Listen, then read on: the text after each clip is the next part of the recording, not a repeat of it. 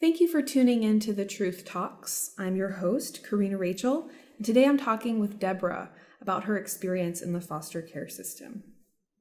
Debra, thank you for joining me. You're welcome.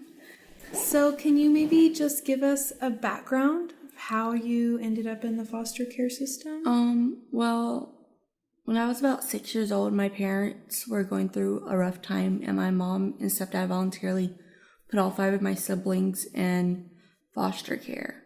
At least from what I remember. I was only 6 years old. But that's from what I remember. And then when I was there for about 6 months, then my parents got us back. And then I was 9 years old. My parents separated, and my mom couldn't take care of us, and she voluntarily put us in a children's home called Boys and Girls Country. And I was there from the age 9 to 20. Oh, wow. Yeah. So you were just in the foster care system there for... Yeah, but I became a ward of the state when my mom passed away at the age of 10. Oh. So I've been in the system since I was 10 years old. Okay. Yeah. Well, I'm sorry about your mom. It's okay. It's been 12 years. Yeah. So what was your experience in the system like? Foster care, I don't know.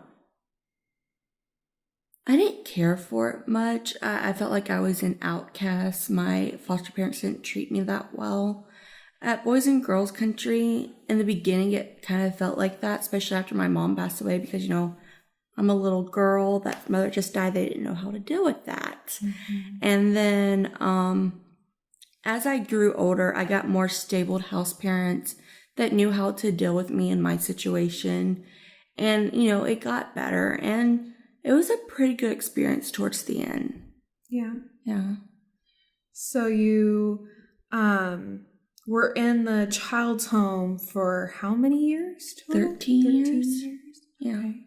And so, you know, you said that you had a pretty positive experience. What was your overall impression of the home and the other kids who were there?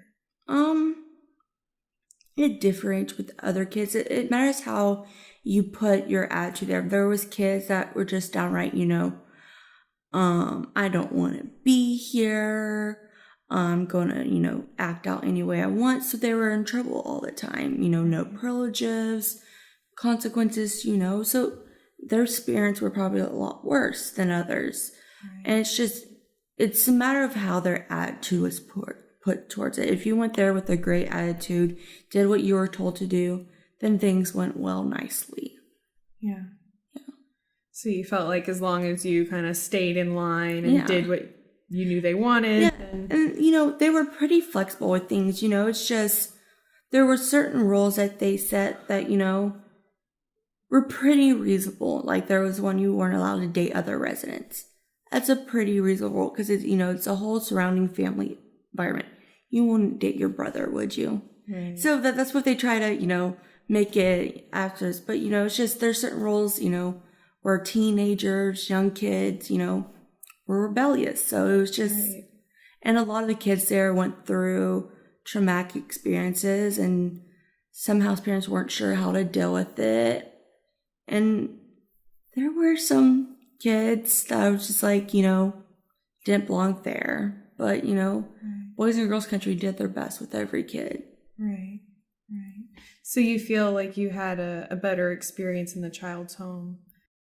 I would say than most some. You know, I got taunted by other kids, got made fun of. But that's what other children do to each other. And there were some house parents I felt like treated me differently than others, but overall, it could have been worse. Right, right. So did you receive a mental health diagnosis? Or? Yes. With my mother, I was about 5 years old. I was diagnosed with ADHD. But after she passed away when I was at the children's home, I was diagnosed with chronic depression. And I found out as I got older that I also had, apparently they diagnosed me bipolar. I've asked when people see it, they said we don't see it. And I was also diagnosed emotionally disturbed. What's that? I forgot the abbreviation for that, but I was emotionally disturbed. Yeah. perhaps from losing your mom at And such a just young other age. things through my life. I've had a pretty traumatic childhood. Yeah. So just, through other things like that. Yeah, it sounds like you've been through a lot. Yeah, but it's all made me to the person who I am today. Okay. So do you want to talk a little bit about maybe how you found Angel Reach and how you've become this really happy, chipper person that you are? You're so sweet. I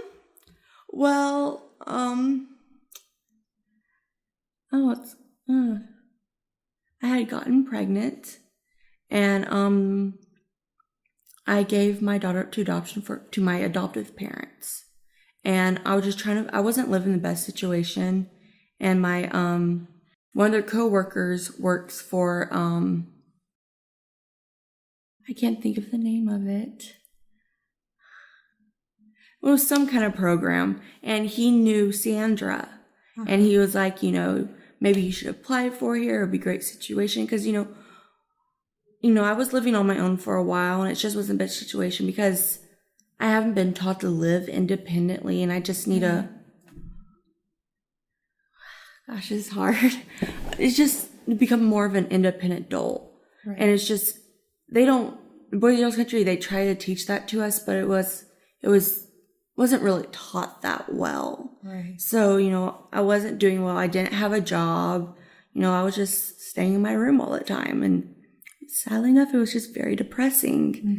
And it's just, after all, happened with my daughter and everything, I was like, I need to make a huge change. I need to become more independent. I eventually got in a job and found about Angel Reach, and it's just, I'm using it to make a huge difference of myself. I want my daughter to look at me one day and be like, I'm proud of you.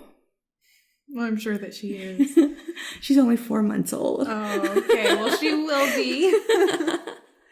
So, can you talk about, what the path that you're on now and your goals for the future? I'm working right now at Walmart, and I've always wanted to work with children. Always. When I was younger, I wanted to be a doctor, and then it became a teacher. Went to college, found out that's not for me, not for everyone. And I was dabbling, wondering if I wanted to go get my CNA. And the other day, I came to realize I want to get a children's hospital. So I'm thinking about getting my medical assistant's license eventually, soon. I really want to work with kids, in a children's hospital or something. Right. Yeah. Very cool. So yeah, you definitely are I'd say a success. Have a very successful story. I do. That you've come to. So, do you feel that, I know that, you were in the children's home, and it definitely sounds like that was a better environment than some of the foster care facilities. Because I have the experience from foster care and then the children's home. And it's just, foster care was a pretty traumatic experience. And there were some things about Boys and Girls Country I could say they could change about. And they have, since they have a new leader. Mm-hmm. I've gone through 2 different leaders there.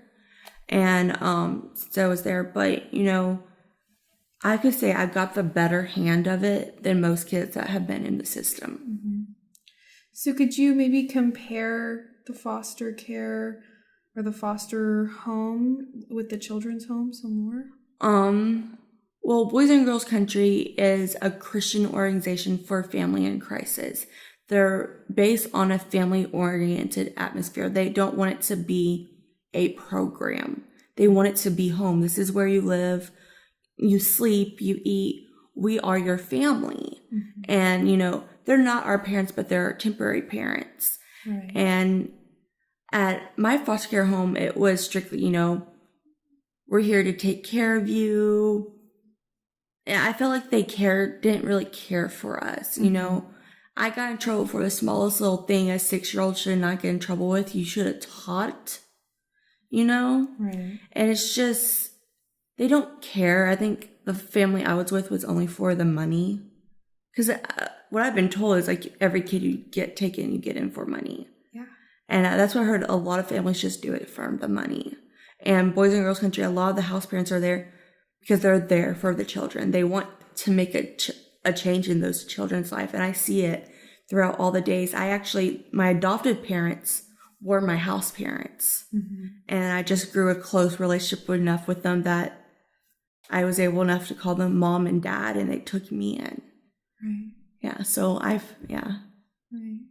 Well, that's wonderful. Yeah.